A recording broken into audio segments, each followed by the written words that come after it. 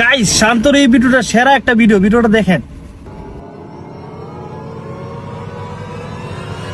ওই আমার 2 কেজি গোশত দাওছে। আচ্ছা দাঁড়ান দিতেছি। আল্লাহু আকবার আল্লাহ। আজান দেয়া লাইছে, তাড়াতাড়ি যাই নামাজটা পড়তে হইব। ভাই আপনি গুস্তটা একটু পরে নেন, আমি নামাজটা পড়ে আসি। আরে কি কও, গোশতটা দিতে কতক্ষণ লাগবো? আগে গোশতটা দিয়া লও, পরে নামাজ দাও।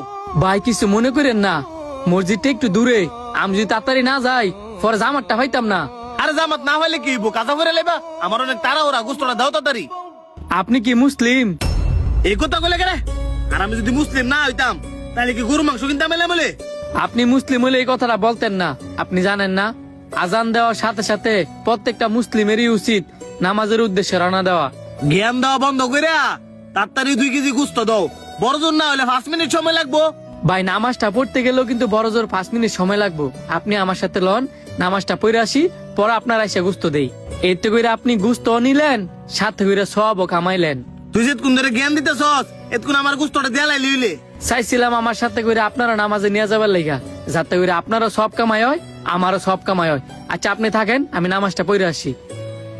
আরে বাবা, আর দেমাক দেও। হ্যাঁ যেমন গরুর মাংস ব্যস্ত হয়েছে না, স্বর্ণ ব্যস্ত হয়েছে।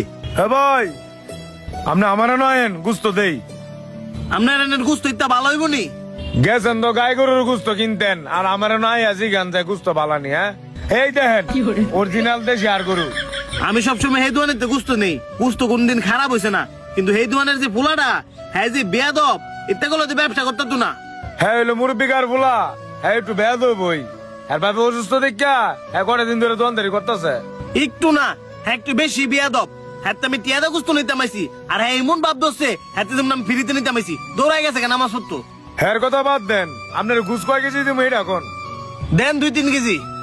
এই নেন ভাই আপনার গুস্ত।